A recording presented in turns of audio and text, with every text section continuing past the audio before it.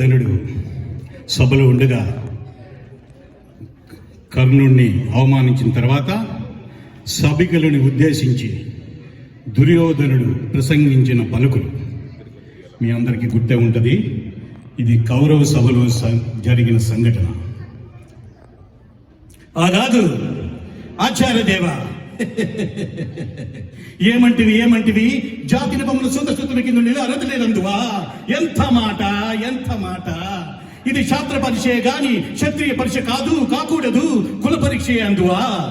నీ తండ్రి భరద్వాజుని జననమెట్టిది, అది జుగుప్సాకరం నీ సంభవం ఎట్టిది, మట్టి కుండలో పుట్టిది కదయ్యా, నీది ఏ కులము?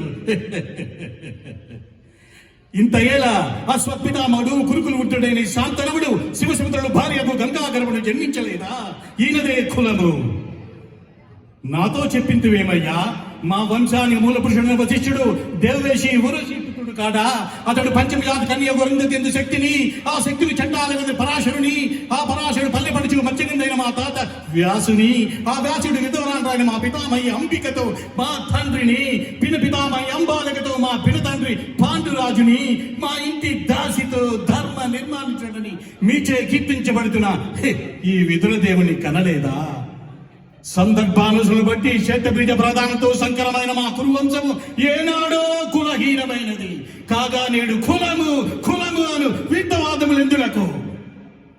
నాయనా సుయోధన తాత, ఏరులా పారులా బ్రహ్మర్షుల జననములు మనం విచారింపదగినవి కాదు. ఇది నువ్వన్నట్టు ముమ్మాటికి శాస్త్ర పరిచయే. శాస్త్రమున్న వారెల్లరూ క్షత్రియులే, వారిలో రాజ్యమున్న వారే రాజులు. అట్టి రాజులే ఈ కురురాజు పరిషత్తులో పాల్గొనుటకు అర్హులు. ఓహో, రాచరిక మారత నిర్ణయించినది.